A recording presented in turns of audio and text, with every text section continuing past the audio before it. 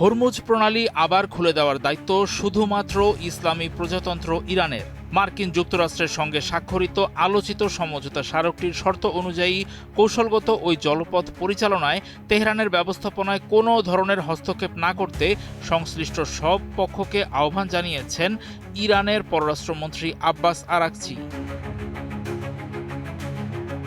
বাগদাদে ইরাকের পররাষ্ট্রমন্ত্রী ফুয়াদ হুসাইনের সঙ্গে এক যৌথ সংবাদ সম্মেলনে আরাকচি বলেন, সমঝোতা স্মারকের ওপর ভিত্তি করে ইরান যে ব্যবস্থাপনা গ্রহণ করবে তার অধীনে হরমুজ প্রণালী আগামী ৩০ দিনের মধ্যে যুদ্ধের আগের অবস্থায় ফিরে আসবে। তবে তার আগে ইরানকে সমস্ত প্রতিবন্ধকতা দূর করতে হবে বলে জানান তিনি। মার্কিন সামরিক বাহিনীর সঙ্গে ইরানের সংঘাত আরও বাড়িয়ে দিয়েছে হরমুজ প্রণালীর কাছে ঘটা সাম্প্রতিক অস্থিরতা। সেসব উল্লেখ করে আরাকচি বলেন, জলপথটি আবার খুলে দেওয়ার জন্য ইরানের নেওয়া ব্যবস্থায় অন্যান্য পক্ষের হস্তক্ষেপ করা উচিত হবে না। তিনি বলেন, আমি সব পক্ষকে হরমুজ প্রণালী ব্যবস্থাপনা এবং এর পুনরুন্মুক্ত করার জন্য ইসলামী প্রজাতন্ত্র ইরানের নেওয়া পদক্ষেপগুলোতে হস্তক্ষেপ না করার অনুরোধ জানাচ্ছি। পাশাপাশি স্বাক্ষরিত সমঝোতা স্মারকটি মেনে চলার এবং সমঝোতা স্মারকটিকে তার নিজস্ব গতিপথ থেকে বিচ্যুত হতে না দেওয়ার আহ্বান জানাচ্ছি।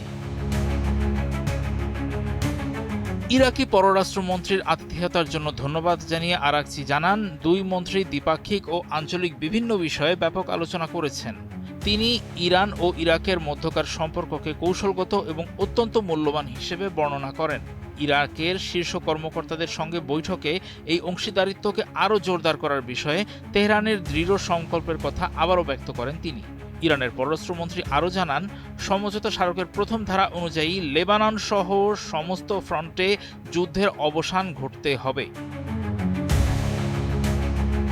যৌথ সংবাদ সম্মেলনের সময় আরাকচি যুদ্ধের সময় এবং পরবর্তী ঘটনাবলিতে ইরানের জনগণের বীরত্বপূর্ণ প্রতিরোধের ভূয়সী প্রশংসা করেন।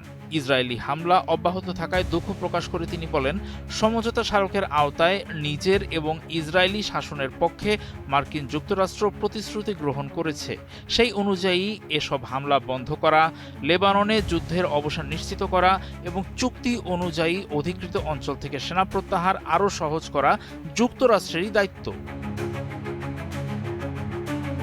একটি রাজনৈতিক প্রতিনিধি দলের নেতৃত্ব দিয়ে আরাকচি ২৮ জুন দিনের শুরুতে ইরাকের রাজধানীতে পৌঁছান। বাগদাদে পৌঁছানোর পর তিনি শহীদ সন্ত্রাস বিরোধী commander lieutenant general Qasem Soleimani এবং ইরাকের শহীদ প্রতিরোধ কমান্ডার আবু মাহাদি আল মুহান্দিসের প্রতি শ্রদ্ধা নিবেদন করেন। এই সফরের কর্মসূচির মধ্যে ইরাকের বিভিন্ন শহরে ইসলামী বিপ্লবের শহীদ নেতা আয়াতুল্লাহ আলী খামেনির জানাজা ও শেষকৃত্যের আনুষ্ঠানিকতার আয়োজন পর্যালোচনা করার বিষয়টিও রয়েছে।